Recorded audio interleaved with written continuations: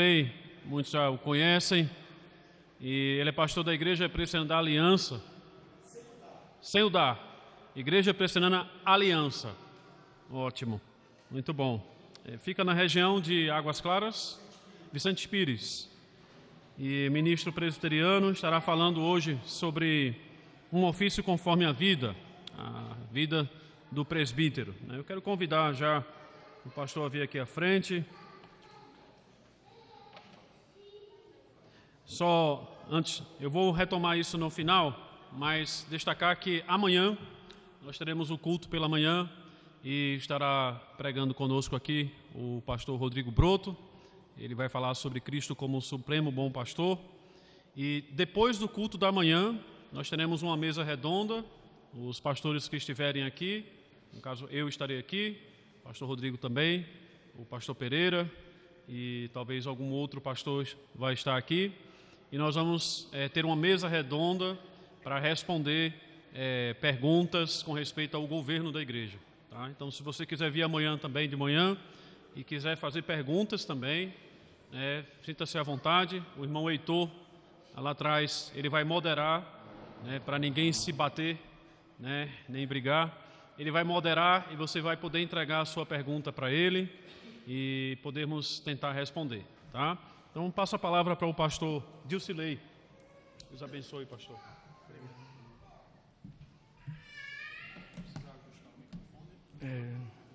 Coloca ele um pouquinho mais para baixo aqui.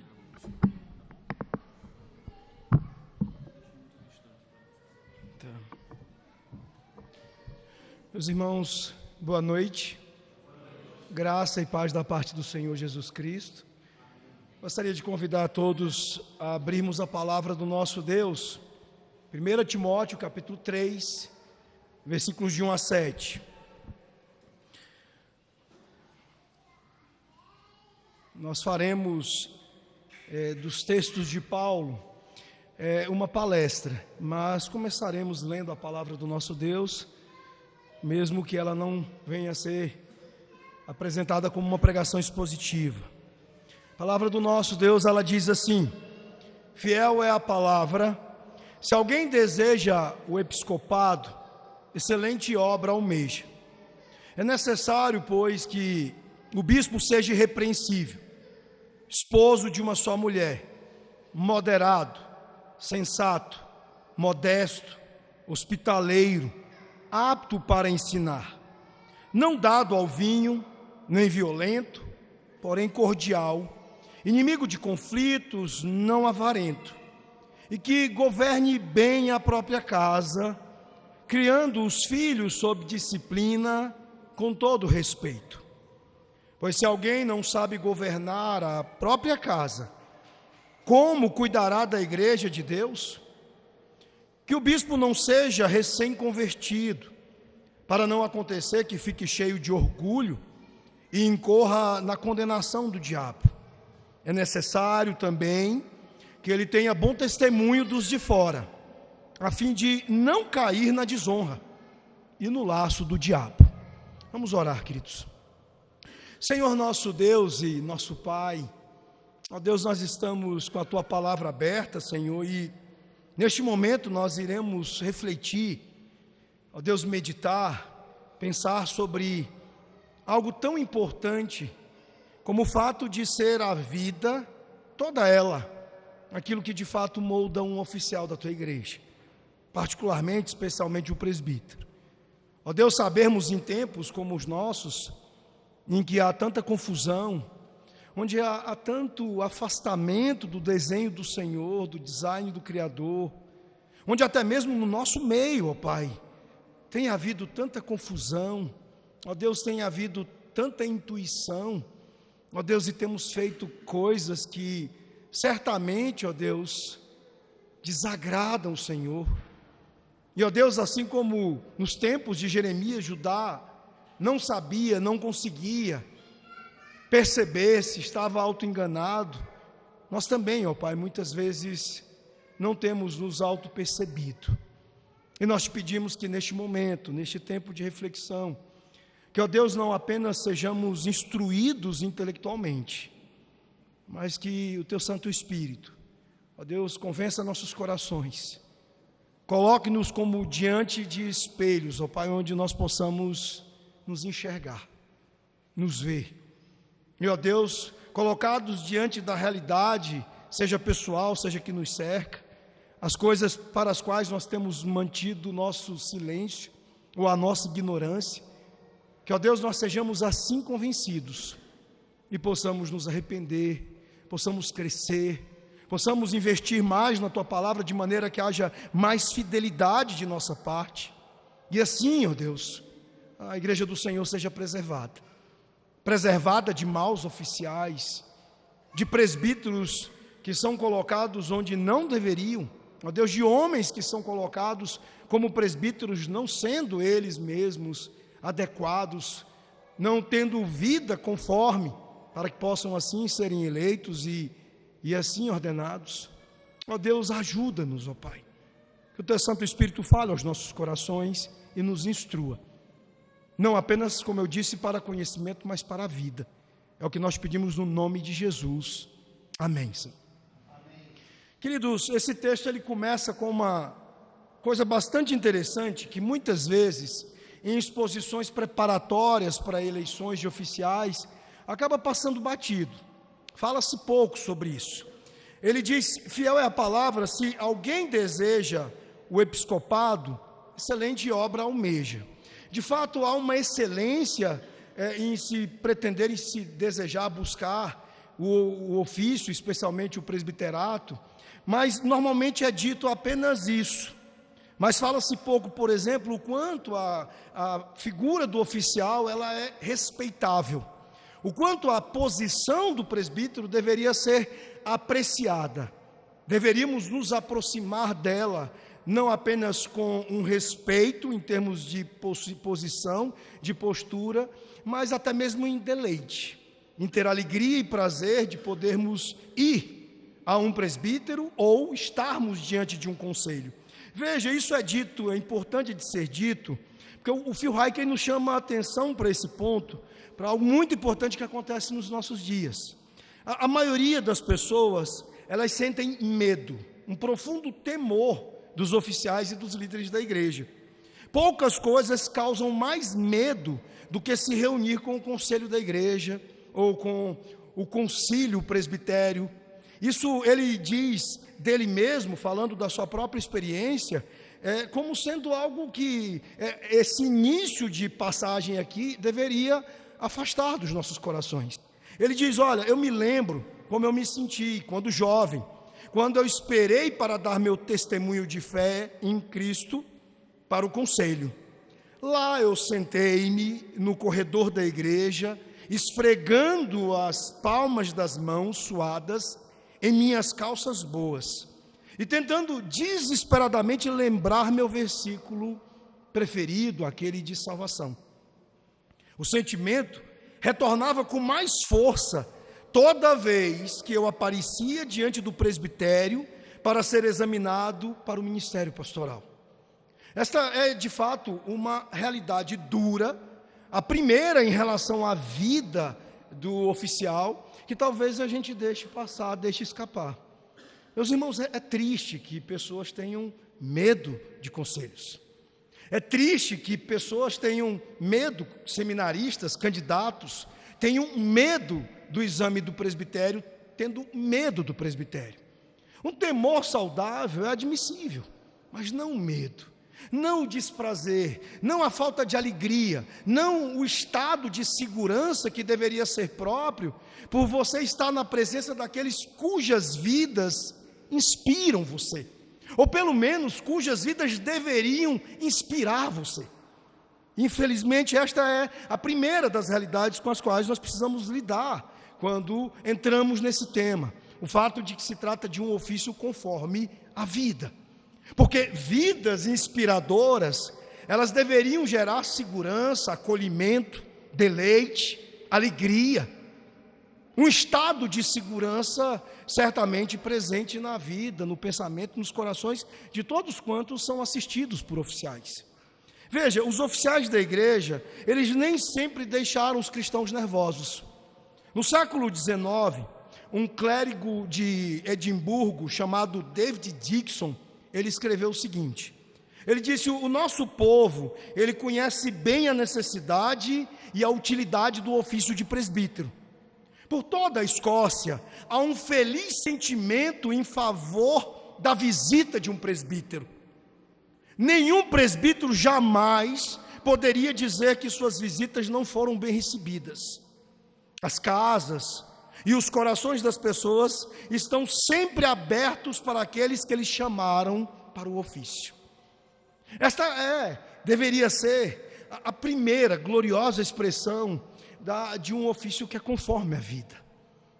Vidas que de fato inspiram o nosso Cristo deveriam gerar nos corações das pessoas sentimentos diferentes.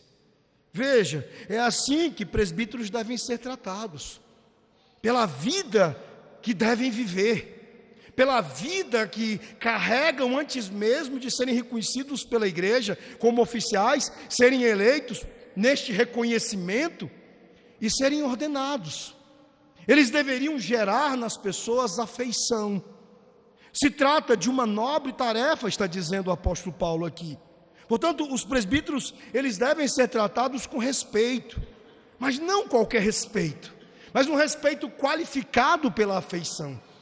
Um respeito qualificado por essa alegria de, por exemplo, ter a visita dele na sua casa. A Bíblia diz que este ofício, ele é tido pelo próprio Deus, é isso que nós entendemos das palavras inspiradas de Paulo, em alta estima. Um ditado que nós poderíamos tirar daqui é que se alguém deseja ser presbítero, deseja uma nobre tarefa. O Walter Locke, ele fazendo uma paráfrase bastante inteligente dessa expressão, ele diz: olha, aquele que desempenha o papel de um líder, uma nobre tarefa colocou em seu coração. Então é disso que nós começamos a falar aqui. Há razões suficientes nas Escrituras para entendermos que nós não estamos lidando com administradores, nós não estamos lidando com políticos, nós não estamos lidando com meramente oradores talentosos, nós estamos lidando com aqueles que, em suas vidas, exibem o nosso Cristo. Em seu testemunho completo de vida, exibem as qualidades do nosso próprio Salvador. E por isso deveriam ser homens que trazem estas expressões de afeto, de um acolhimento em afeto. William Perkins, o grande pregador puritano, ele perguntou uma vez: como você pode saber por si mesmo se Deus quer que você entre no ministério ou não? E a resposta dele mesmo foi: você deve perguntar tanto à sua própria consciência quanto à igreja. A sua consciência deve julgar a sua disposição, e a igreja deve julgar a sua vida, e por ela, a sua capacidade. Então, é este o caminho das coisas de que nós estamos falando quando falamos de oficiais. Veja, meus irmãos, servir como oficial somente será uma aspiração digna se isso não se tornar uma ambição cega.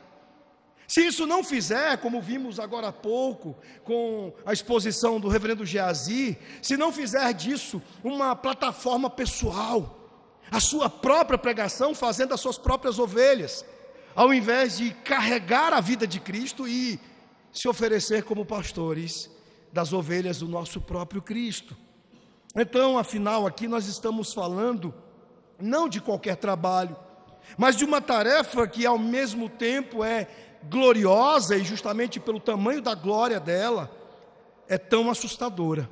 É tão assustadora que Calvino, ele comenta e ele diz: olha, não é uma questão fácil representar o Filho de Deus em uma tarefa tão grande como erigir e estender o reino de Deus, em cuidar da salvação de almas que o próprio Senhor se dignou a comprar com o seu próprio sangue, e em governar a igreja, que é a herança de Deus.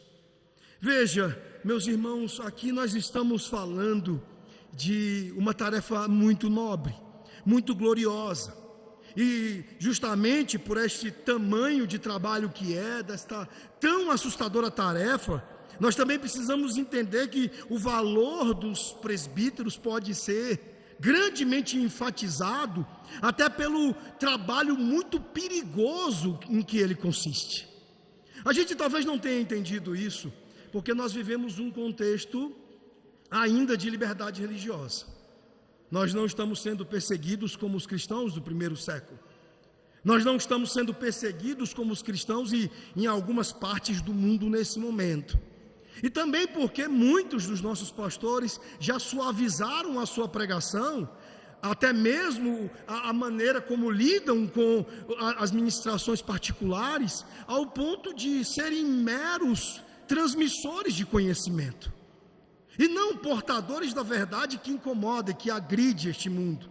A verdade que deixa clara a declaração de guerra que existe entre Deus e os seus inimigos neste mundo. Porque a grande realidade é que quando há a manutenção desta fidelidade ministerial, o trabalho do pastor, do presbítero, do diácono é um trabalho perigoso. Exatamente por isso, os ministros frequentemente se tornam mártires. Na igreja primitiva e desde então, os presbíteros foram os primeiros a dar as suas vidas pela causa do evangelho.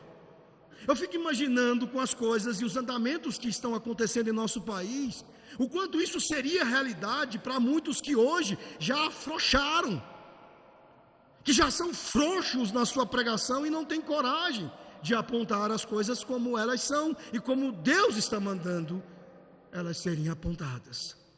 Há muita diferença entre a firmeza e a coragem do passado e muito do que nós temos visto hoje. Mas o fato é que é um trabalho difícil, assustador, e é um trabalho perigoso, mas um trabalho que certamente é extremamente glorioso, extremamente cheio de honra.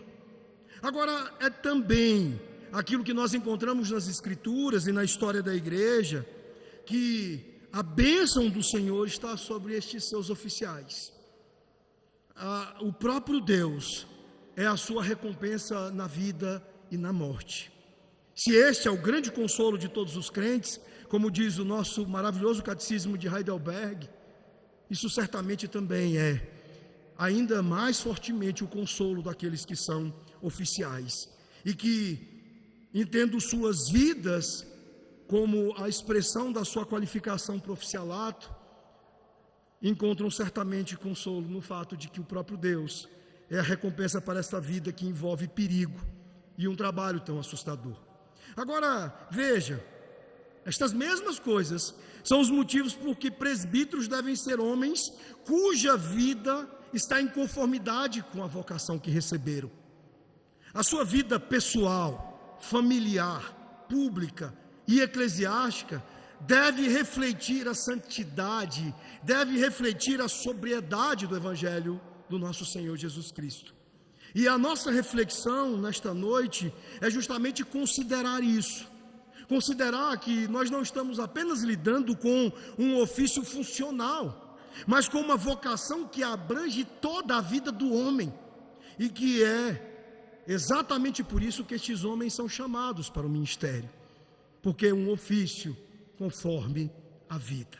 É sobre isso que nós estaremos meditando neste momento, meus irmãos, olhando para áreas da vida do homem que de fato exibem-os diante da igreja como aqueles que devem ser reconhecidos como oficiais. E esta é uma primeira correção importante, porque a gente usa o termo eleição, e corriqueiramente e até expressamente a gente tem ouvido um mau entendimento de que é uma escolha da igreja para os representar. Eu acho que talvez você já tenha ouvido um pouco sobre isso aqui. Não se trata de uma escolha, como se a igreja fosse um olheiro de time de futebol, que olha para um jovem, para um homem qualquer na igreja e diz: eu estou vendo potencial ali, ele tem futuro. Aqui Paulo não está falando daqueles que têm futuro, ele está falando daqueles que já são, e que a igreja, por já serem, os reconhecem como presbíteros da igreja dele. Nós falaremos um pouco mais sobre isso à frente, mas o primeiro ponto é que o presbítero e a sua vida pessoal são as primeiras coisas necessárias para a conformidade dele ao oficialato. Veja, o ofício e o trabalho, sendo espirituais, é necessário, portanto, que os presbíteros sejam homens espirituais. É indispensavelmente necessário que sejam homens de Deus, que estejam em paz com Deus. E em tempos como o que nós estamos vivendo, isso tem sido uma enorme dificuldade. Porque nós vivemos um tempo como poucos antes, de uma terrível crise de masculinidade. Gente, é o tempo todo, meus irmãos. O tempo todo. Hoje pela manhã, nosso conselho entrevistando uma família. Um dos motivos apontados pela família, inclusive por ter deixado amizades para trás, é que ele falou: pastor, eu fui crescendo, me casei, depois vieram os filhos, e os meus amigos continuam meninos, e alguns deles são meninos casados e meninos com filhos, meninos criando muito mal meninos. Uma época de muita confusão, meus irmãos, onde homens não entendem o que é ser homem.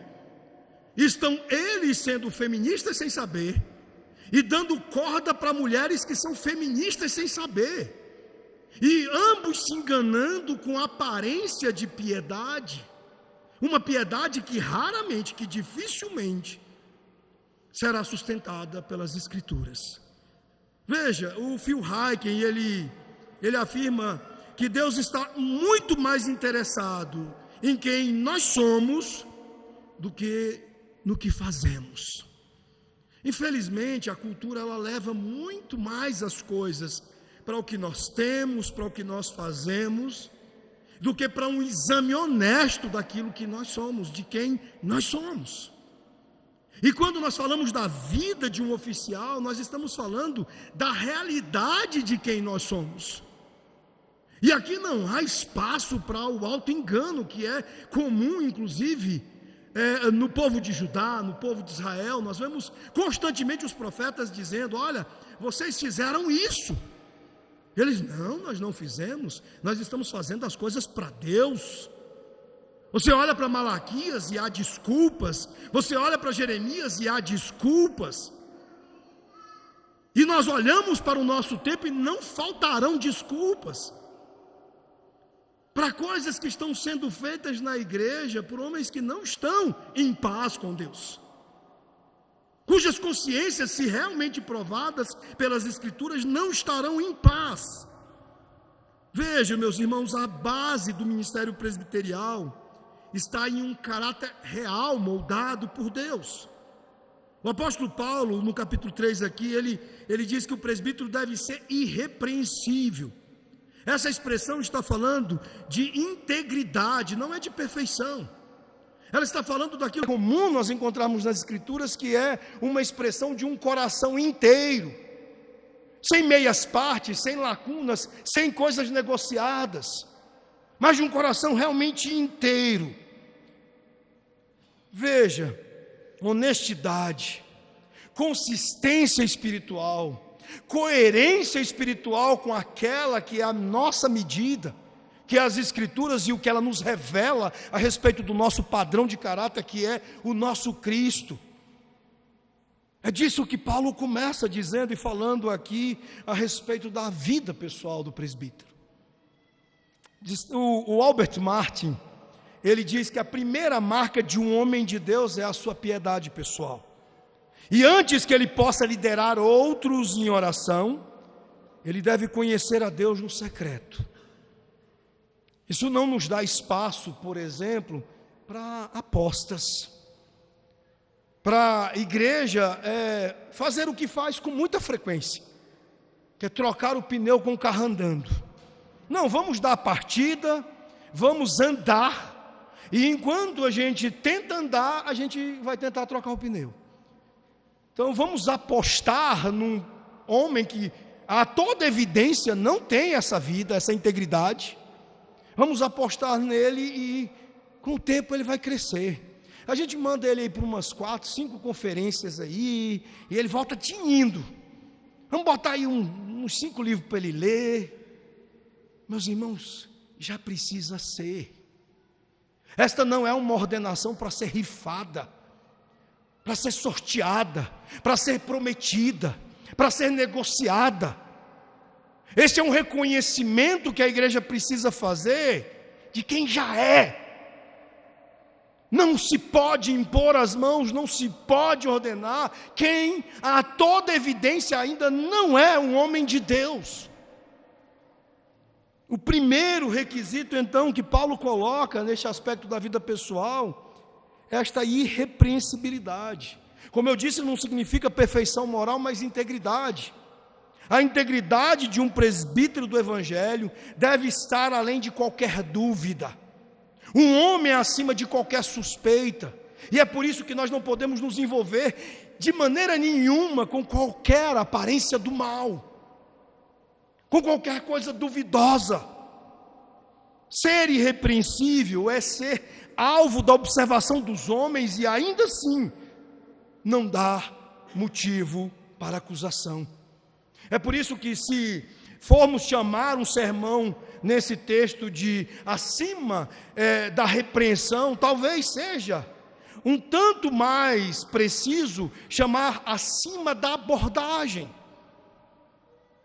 porque não é apenas uma afirmação de irrepreensibilidade, mas de fato você poder ser abordado, escrutinado, e o resultado disso ser não se achar nenhuma acusação. Veja, a expressão nefalion, aqui traduzida como vigilante, falando de moderação, de homem moderado, é aquele que é livre de toda forma de excesso, paixão ou precipitação mundanos. Descreve alguém que alerta, que está atento, que sabe o que é necessário para a proteção de si mesmo e da igreja, e que não dá nenhum tipo de brecha, que não dá nenhum tipo de espaço para coisas reprováveis. A gente conversava ali fora, o reverendo Jonas, sobre coisas muito sérias, o quanto facilmente nós temos tolerado até o intolerável, em ambientes inaceitáveis, meus irmãos.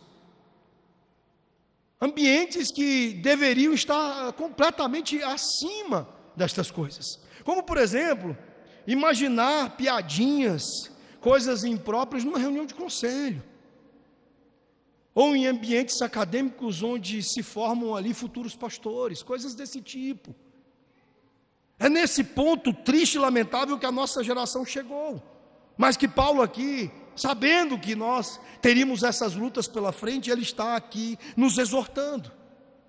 Então veja, o oficial, ele é um vigilante, alguém atento às necessidades espirituais, alguém alerta sobre os perigos espirituais. Uma das coisas que a gente tem pensado, discutido muito no nosso conselho, é sobre deixarmos muito claro, separarmos muito as nossas visitas como docente, como regentes, como amigos, das nossas visitas como oficiais. Porque nós precisamos deixar muito claro para as pessoas que nós estamos com os olhos muito alertas e muito vigilantes a todo tipo de lacuna ou todo tipo de espaço e vantagem que está sendo dado ao diabo em suas vidas. E isso, meus irmãos, é algo que nem sempre é fácil de ser administrado. Porque a tentação de fazermos visitas para comer na casa das ovelhas e nos distrairmos das suas necessidades e nos distrairmos dos perigos que estão ameaçando as suas vidas é enorme. Então o presbítero não é aquele homem da igreja que é o amigão, não é aquele homem que é querido, amado por todo mundo, porque é muito gente boa, porque ele é muito queridão, mas que raramente confronta, raramente tem uma consciência alerta e aguçada para as necessidades espirituais das pessoas, para os perigos espirituais das pessoas. Isto é coisa muito séria, como disse Calvino. Nós estamos lidando com vidas por quem Jesus morreu e com a salvação destas pessoas. E nós não deveríamos brincar com isso. começando por não brincarmos nós mesmos com as nossas vidas. A palavra sofrona aqui tem a ver com tomada de decisões. Quem toma decisões vitais sobre o ministério da igreja deve ser prudente, deve ter um julgamento equilibrado, mas ao mesmo tempo aguçado. Oficiais que não pesam as suas decisões deixam a igreja vulnerável a todas as últimas tendências em ministério e teologia. E tem sido assustador, meus irmãos, o quanto pastores estão mudando com o passar do tempo. Pastores que, diferentemente de alguns bons exemplos, como o do precioso reverendo Josafá Vasconcelos, arredam e começam a se dar a esquisitices, e presbíteros aplaudindo isso. Oficiais da igreja precisam ser pessoas conscientes de todos esses riscos, de todos esses perigos. O francês Rabelais, ele fez uma pergunta que todo oficial precisa fazer a si mesmo: como poderei governar os outros, se não tenho pleno poder de comando sobre mim mesmo? Como eu posso ter coragem sobre a vida das outras pessoas, se eu sou covarde com as ameaças sobre o meu próprio ministério, sobre a minha própria vida pessoal, sobre a minha própria caminhada com Deus? Veja, a vigilância é necessária sobre uma vida devocional pessoal. Uma vida devocional pessoal que precisa ser íntima, que precisa ser de completa vigilância contra o pecado, que precisa ser de disciplina pessoal, de temor a Deus, expressões daquilo que deve ser a vida privada de um presbítero. Ele a sós com Deus, estando seguro destas coisas. Veja, o caráter é a expressão daquilo que o homem é diante de Deus quando está sozinho. Quando ele não está sendo gravado, quando ele não está sendo testemunhado. É esta vida, este tipo de vida, que dão conformidade ao oficial. O Alexander Strauss, ele reforça: o principal campo de batalha para o presbítero não é o púlpito, mas o seu próprio coração. É a partir deste lugar, é a partir desse tipo de vida, com esta compreensão, que nós começamos a ver a conformidade de um oficial. Então, a vida pessoal do presbítero deve ser alimentada pela palavra, deve ser uma presença constante de oração na presença do nosso Deus, e deve ser marcada por uma vida corajosa e disciplinada de devoção ao seu Deus. É assim que nós começamos a reconhecer a vocação. Mas também há, obviamente, a vida familiar, a vida doméstica do presbítero, a sua liderança no lar. Um dos grandes testes, meus irmãos, para a aptidão ao presbiterato é o modo como o homem conduz a sua casa. Paulo, ele ensina no capítulo 3, versos 4 e 5, que o oficial governe bem a sua própria casa, criando os filhos sob disciplina com todo respeito. E aí ele indaga: pois se alguém não governar a própria casa, como cuidará da igreja de Deus? Veja, um homem não se torna um oficial da noite para o dia, como eu disse. Ele já precisa ser quem ele precisa ser como um homem de Deus na sua vida pessoal. E ele também já precisa ser quem ele deve ser na sua vida familiar, na sua vida com a família. E veja, a liderança é um daqueles trabalhos que exigem experiência prévia, que demandam vida. O lugar para um oficial obter esta experiência, obviamente, logicamente, a sua casa. Alguns autores, eles dizem: olha, a casa, o lar, é uma espécie de micro-igreja, é um protótipo da própria igreja. Há desenhos ali, ordenados por Deus, que se ali as coisas já não estão bem, certamente no ambiente ampliado da aliança, na igreja, as coisas irão ainda pior. É por isso que nós não podemos nos esquecer deste ponto. Veja, um dos textos menciona que a família é como se fosse um campo das provas do caráter do presbítero. Quando você olha tanto para Timóteo quanto para Tito, você percebe claramente a grande preocupação que o apóstolo Paulo tem com isso. Lógico que há uma questão contextual muito importante de ser observada. Nós temos problemas com homossexualismo, poligamia, nós temos uma série de perversidades sexuais associadas. Mas é óbvio que quando Paulo está falando sobre governar bem a própria casa, ele não está falando apenas destas coisas ligadas à sexualidade, mas de aspectos mais abrangentes desta liderança. Então, é ali na família, longe dos olhos do público, que ele, o oficial, vai se revelar um homem digno de liderar o povo de Deus. A palavra administrar aqui é proestamenon. Tem dois significados. Um é supervisionar ou dirigir os negócios. Mais à frente isso vai ser usado, essa tradução vai ser usada no capítulo 5, verso 17. O outro papel é nutrir, ou se preocupar com aqueles que são liderados. Então a paternidade, ela reúne estes dois aspectos. O pai é o líder, ele governa a casa, e a maneira como ele faz isso, na sua supervisão, é cuidando das necessidades de cada membro da família, é suprindo uma liderança completa para a esposa e para os filhos. Então, a vida de um oficial, ela deve ser, do ponto de vista não apenas pessoal, mas familiar, ela precisa ser exemplar.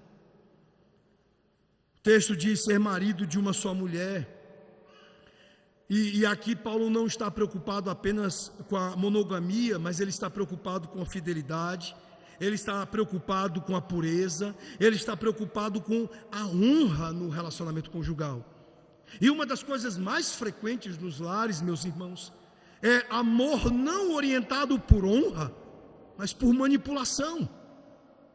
Veja, há muito perigo de auto-engano em relação a este campo aqui, a estas duas expressões.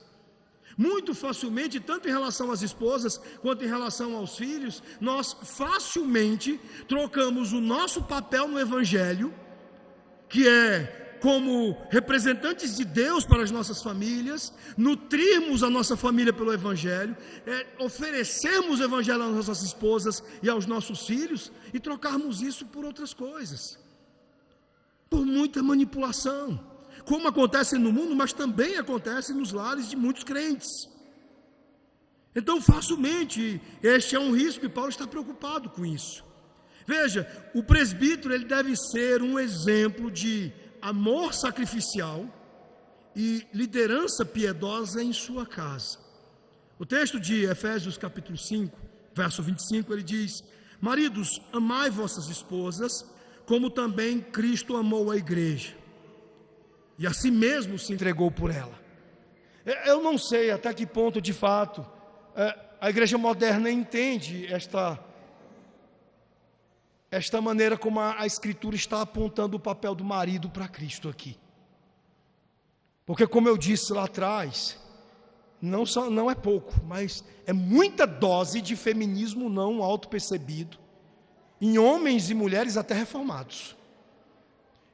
Muitas mulheres fazendo uma grande parte do trabalho dos pastores de casa, inclusive levando isso para fora, inclusive virando conferencistas, assumindo lugares de ministros como pastoras de muitas ovelhas que têm pastores, que têm conselhos.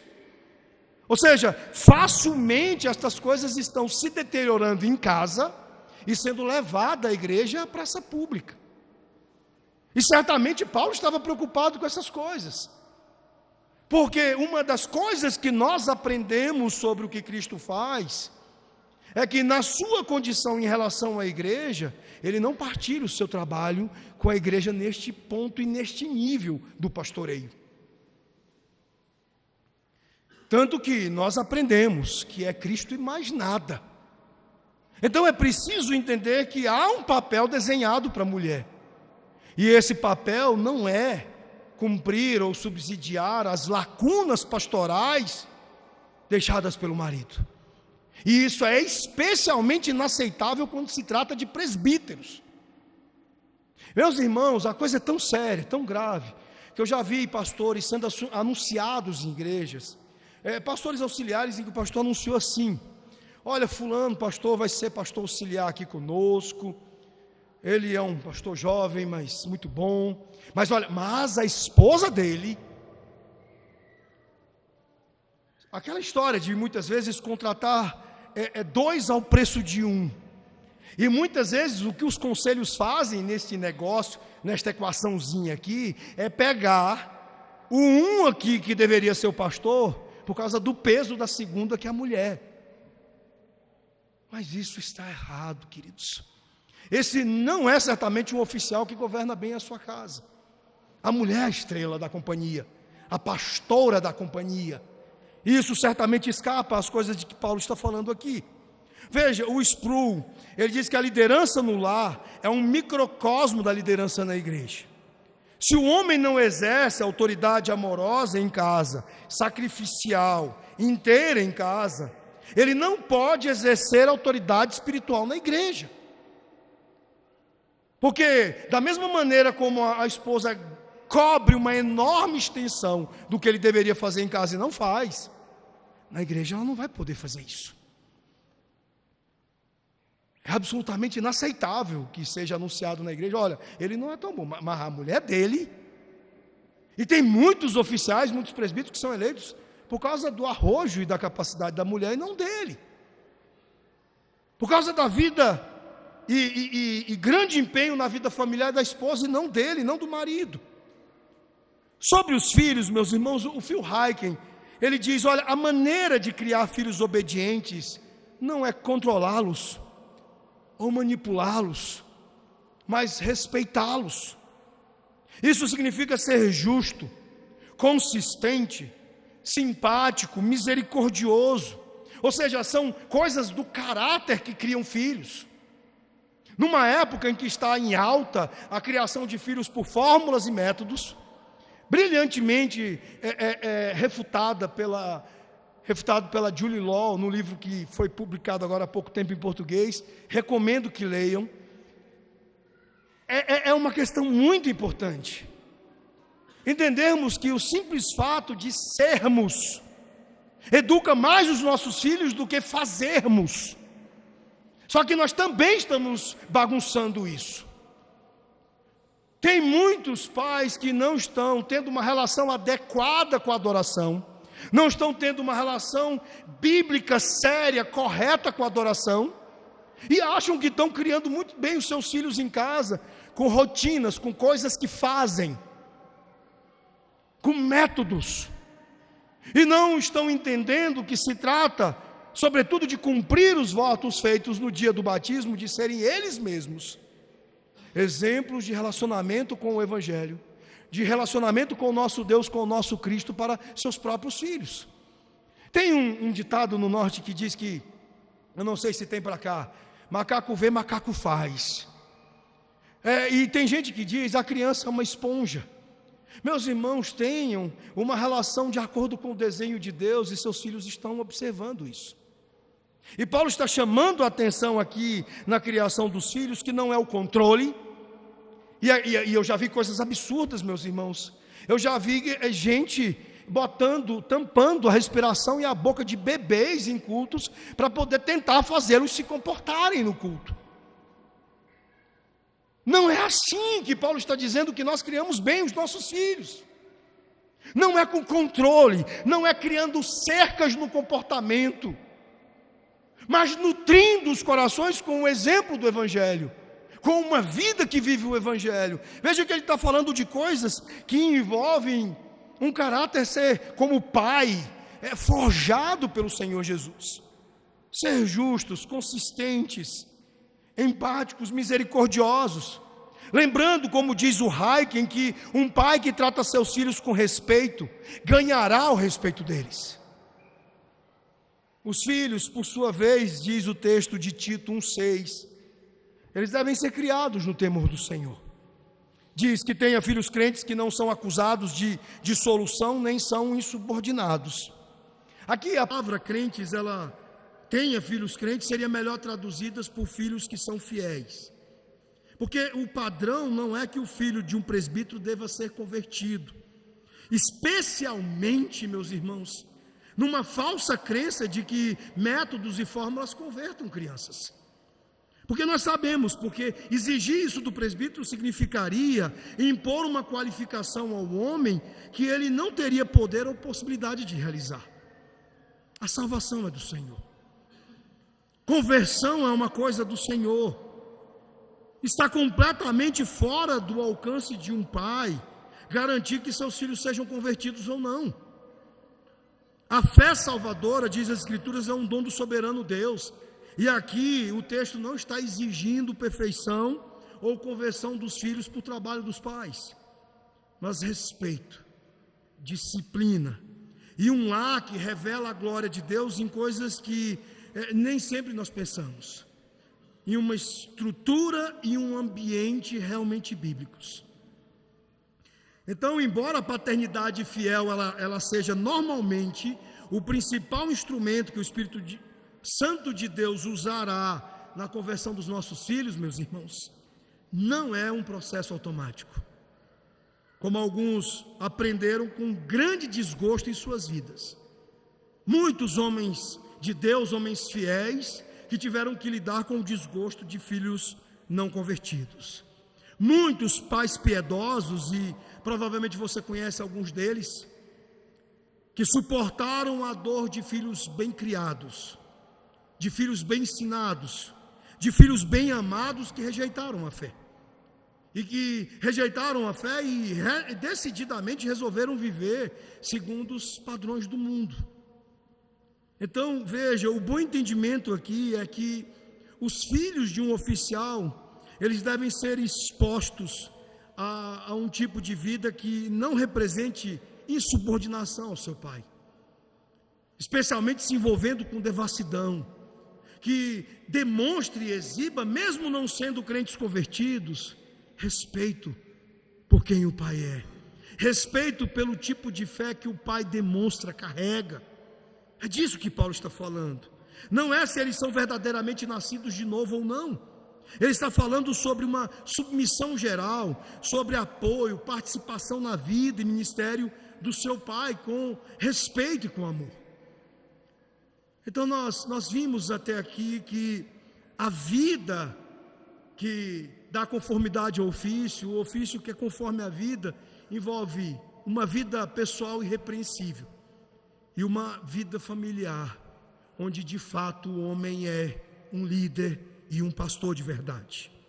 Terceiro lugar, Paulo nestes textos ele vai falar do presbítero, da sua vida pública, do seu testemunho digno nos negócios e na vida em sociedade. O texto no verso 7 diz que ele tem que ter um bom testemunho dos de fora.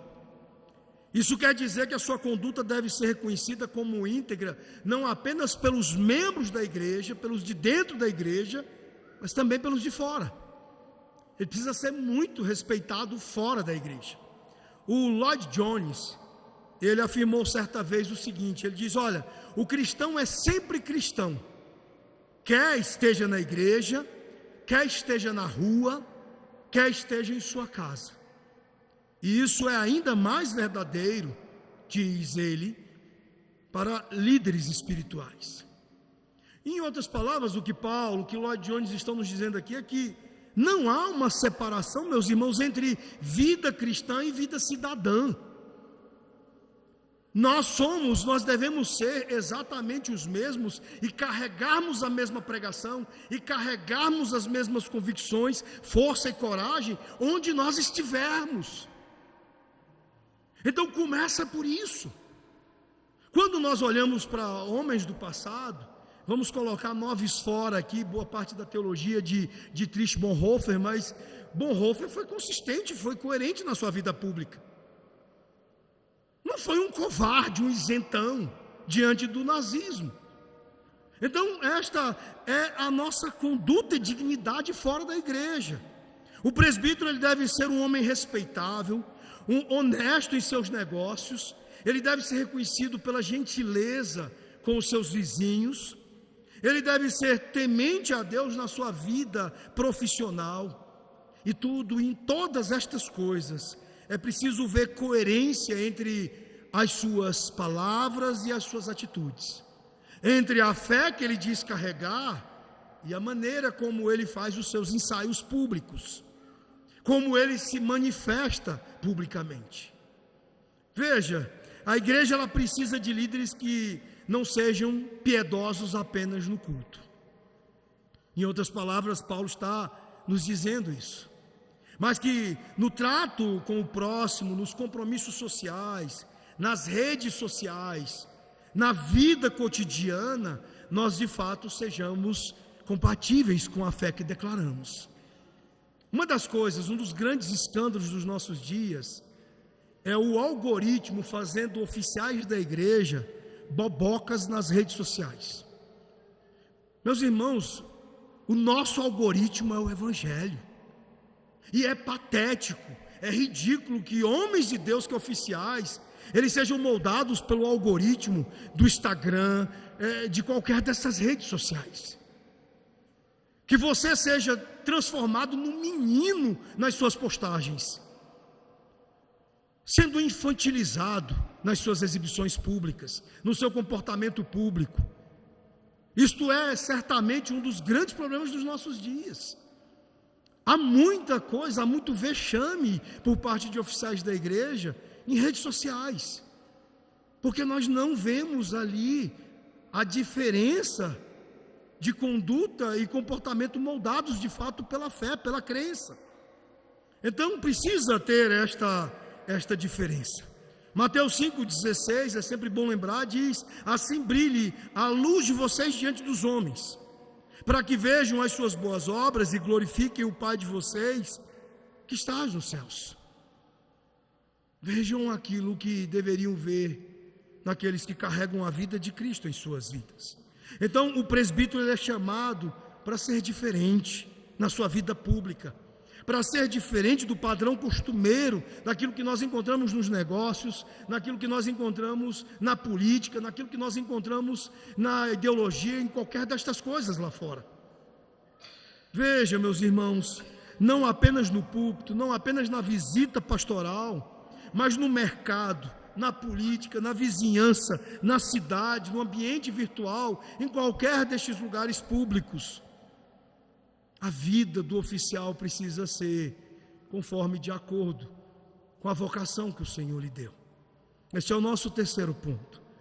Vida pessoal irrepreensível. Vida familiar carregada de pastoreio e lideranças como o de Cristo. E uma vida pública carregada de dignidade da fé que nós professamos. E finalmente, meus irmãos, esta conformidade do oficialato à vida, este ofício conforme a vida é reconhecido no presbítero e sua vida na igreja. O serviço e o governo espiritual que praticam, inclusive antes de serem reconhecidos pela igreja. A vida pessoal do presbítero, a vida doméstica do candidato a presbítero, a sua vida pública. E aqui nós precisamos entender, sobretudo, que aprendemos do que Paulo nos ensina sobre a sua vida pastoral. Deixe-me, antes de nós prosseguirmos, falar de uma coisa óbvia, já dita aqui algumas vezes, mas que precisa ser repisada para não haver dúvidas. Paulo, ele pressupõe em cada uma destas instruções que os candidatos a presbítero já tenham uma vida pastoral. Você não pode fazer apostas aqui. Você não pode esperar que a pessoa vá se tornar, como no futebol, um craque. Ele hoje é uma promessa. Mas quem sabe, eu acho que daqui a um ano ele vai estar tinindo. Vamos treinar bastante. Não é disso que Paulo está falando. Paulo está dizendo de quem já é. eles já estão exibindo os dons, eles já estão em alguma medida engajados no ministério. Há um sentido muito real aqui, meus irmãos, em que o trabalho do presbítero ele não começa após a ordenação ao ofício.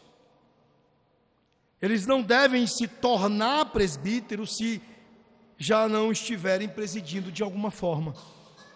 Então, quando você ora por homens para os quais você deseja votar, reconhecer o oficialato e colocá-los nessa posição na igreja, você precisa fazer algumas perguntas muito sérias. Você precisa se perguntar: estes homens já estão liderando? Esses homens já estão presidindo? Eles já estão pastoreando? Eles já estão ensinando? Eles estão aconselhando? Eles estão orando? Meus irmãos, é constrangedor quando nós vemos alguém elevado ao ofício, ao oficialato, sem que sequer saber orar direito. Alguns oram vergonhosamente, como se estivessem fazendo algo pior do que a oração da fome, que muitas vezes crianças fazem preguiçosamente à missa. Veja, meus irmãos, eles já precisam ser. E este é o ponto, este é o aspecto mais visível do presbiterato. O ministério ativo na comunidade da fé. Este é o serviço que só é possível ser alicerçado, obviamente, em uma vida pessoal, familiar e pública piedosas. Os deveres e atribuições dos presbíteros incluem coisas muito sérias. Dentro daquilo que nós vimos Calvino dizer no início, 1 de Pedro 5,2 diz que eles precisam pastorear o rebanho. Pastoreiem o rebanho de Deus que está entre vocês, cuidando dele não por obrigação, mas espontaneamente como Deus quer. Eles devem ensinar a sã doutrina, Tito 1,9, apegando-se firmemente à palavra fiel, que é conforme a doutrina, para que seja capaz tanto de exortar pelo reto ensino, como de convencer os que contradizem. Eles devem orar e zelar pelos enfermos, administrar com discernimento os assuntos da igreja, exercer disciplina com amor e firmeza, e como diz 1 Pedro 5,3, ser exemplo do rebanho, não como dominadores do que lhe foram confiados, mas sendo exemplos para o rebanho. Então, há duas áreas que nós podemos deduzir muito claramente aqui. Nenhuma destas coisas é possível se não se tratar de um homem hospitaleiro. E nenhuma destas coisas será possível se não se tratar de um homem capaz de manejar a palavra. A hospitalidade, ela é uma das chaves aqui, porque ela envolve uma recepção genuína de sua vida, sua casa, você mesmo, com a vida dos outros. Tanto que é dito por muitos bons expositores que uma das palavras-chave para definir um oficial é disponibilidade. Mas nós estamos vivendo a era em que pastores oficiais estão sendo resumidos apenas a expositores. Eu ouvi uma história de um presbítero de que em 5 anos de presbiterato, ele esteve na casa do seu pastor por apenas 10 minutos, numa única vez. Isso não combina com o ensino de Paulo. Meus irmãos, a palavra aqui, filoxenos, significa amor por estranhos. Numa comparação de oposição, é o oposto de xenofobia, que significa medo de estranhos. Então, oficiais são homens disponíveis, que amam acolher em suas vidas.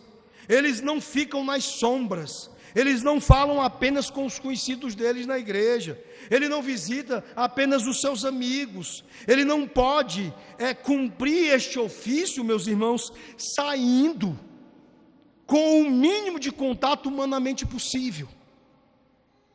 É preciso disponibilidade da vida inteira. Ser capaz de ensinar também aqui é chave. Não significa mera capacidade de falar em público ou de ter competência didática. Não é ser um contador de histórias. É ser capaz de ensinar é o que começa com um firme domínio da verdade em si mesmo. Alguém que domina a palavra para a própria vida e não arreda dela. Ele diz aqui, o apóstolo Paulo, ele deve se apegar firmemente à palavra confiável, é um apego pessoal antes de qualquer coisa. Ele não é um inovador teológico, coisa comum aos nossos dias. Parece que todo mundo quer causar, quer trazer a grande novidade, quando isso claramente está em oposição a Paulo, quando ele disse: aquilo que eu recebi do Senhor também vos entreguei. Suas tentativas de explicar a verdade cristã não devem ser a expressão dos seus melhores palpites, facadas cegas no escuro. E o que nós mais temos hoje em dia é oficial cheio de opinião, com a cabeça cheia de opinião e vazia de Bíblia. Ele é um homem bem educado e ele mantém a fé que uma vez por todas foi entregue aos santos. E ele faz isso com alegria, com tenacidade. Isso, obviamente, meus irmãos, significa que a ignorância teológica, a indiferença doutrinária, o contentamento com coisas superficiais para grandes questões da vida, são características que deveriam ser vistas como desqualificantes para o ofício. O presbítero não é um administrador eclesiástico, ele é um guia espiritual, ele é um conselheiro espiritual, ele é um defensor intransigente da verdade, ele é um servo dos santos. E tudo isso, obviamente, requer preparo que já precisa existir. Terminando este ponto, o Alexander Strauss, ele diz: a tarefa mais importante de um presbítero é ser solidamente um homem de Deus. O ministério espiritual é inseparável de uma sólida espiritualidade pessoal. Agora veja, concluindo, o texto ele termina falando de um cuidado muito importante. Cuidado com o diabo. Meus irmãos, essas qualificações trazem essa nota final que é sinistra para homens da igreja. Paulo ele se refere a Satanás aqui 2 vezes, deixando claro que neófitos não podem ser levados às pressas ao ofício, porque eles cairão no mesmo julgamento que o diabo. E no verso 7, dizendo que o presbítero com má reputação, ele cairá em desgraça e na armadilha do diabo. Olha, há um ponto em relação a Satanás que Paulo quer destacar aqui. E esse ponto é o perigo do oficial se tornar orgulhoso. Isso é muito claro, é muito evidente, acontece sempre. Presbíteros normalmente desqualificados são os presbíteros mais obstinados, arrogantes e rebeldes. E Paulo está prevenindo isso aqui. E ele está fazendo aqui para nós uma conclusão muito óbvia. Este ofício que é conforme a vida, nós não podemos negociar as suas coisas, porque nós precisamos lembrar que Satanás ele está tentando pegar os presbíteros da igreja. E quando Satanás consegue pegar um pastor, um presbítero docente, quando Satanás consegue pegar um regente, ou oficial da igreja, um diácono, o estrago é imenso, é enorme, meus irmãos. E qual é a saída? A saída, meus irmãos, é um ofício conforme a vida. Isso significa um ofício conforme a vida forjada pelo Evangelho. Ser presbítero é viver em conformidade com o Evangelho, é viver sob a cruz, é viver uma vida santificada, consistente, exemplar. E é por isso que Paulo alerta, no capítulo 4, verso 16, ele diz: tem cuidado de ti mesmo e da doutrina, continua nesses deveres, porque fazendo assim, salvarás tanto a ti mesmo como aos que te ouvem. São coisas muito grandes aqui. A vocação de um presbítero é viver, e viver em Cristo em coisas que certamente trarão, se assim não for, muito estrago para o povo de Deus, para o rebanho. Muito mau testemunho da igreja do Senhor Jesus. E, queridos, fecho com uma expressão do Harry Reeder. O pastor Harry Reeder, ele diz que presbíteros devem ser termostatos e não termômetros. O que ele quer dizer com isso? Ele quer dizer que os presbíteros, eles definem a temperatura espiritual da igreja. Eles não simplesmente a refletem. Ao nos dar estas duas coisas, hospitalidade e manejo da palavra, e em todas estas coisas que um presbítero deve fazer, Paulo estava pensando também nas coisas do caráter aqui, e para deixar muito claro que o presbítero não pode ser uma cara da igreja, mas ele deve ser o exemplo e aquele que irá determinar a temperatura da igreja. Isso deve nos fazer algumas perguntas antes de os elegermos, de colocarmos as mãos sobre homens na igreja. Que tipo de congregação nos tornaremos se o caráter desse homem se tornasse determinante de nosso caráter como igreja? O que aconteceria se essa igreja imitasse esse líder? Eu serei mais como Jesus? Essa igreja se tornará mais como Cristo se seguirmos o exemplo desse homem? Veja que a forma como a vida do presbítero se coloca diante dela, diante da igreja, meus irmãos, irá ou apenas refletir a sua temperatura espiritual, ou determiná-la. E é com isso que Paulo está preocupado, ao nos expor sobre um ofício conforme a vida, conforme o Evangelho. Que Deus nos abençoe, que Deus nos abençoe, e que todas estas coisas sejam entendidas pela natureza sagrada delas. Nós estamos pisando em terreno sagrado, e muitas vezes nós tratamos isso com leviandade, não com a seriedade que nos é exigida. Que Deus tenha misericórdia de nós, nos dê graça e nos abençoe. Vamos orar.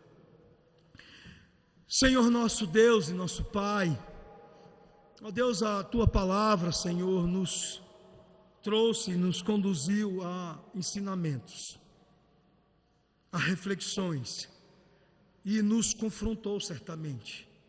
Ó Deus, e o que nós te clamamos, ó Pai, neste momento, é que o Senhor tenha misericórdia de nós, da Tua igreja, do Teu povo aqui em Brasília, aqui na Igreja Reformada, na Igreja Presbiteriana, as igrejas irmãs fiéis, e que o Senhor, Pai, especialmente nos dê graça em tempos difíceis, de homens tão fracos, de tanta crise de masculinidade, de uma evidente tensão que existe entre uma maior busca por piedade, por uma massa maior, uma quantidade maior de mulheres do que de homens.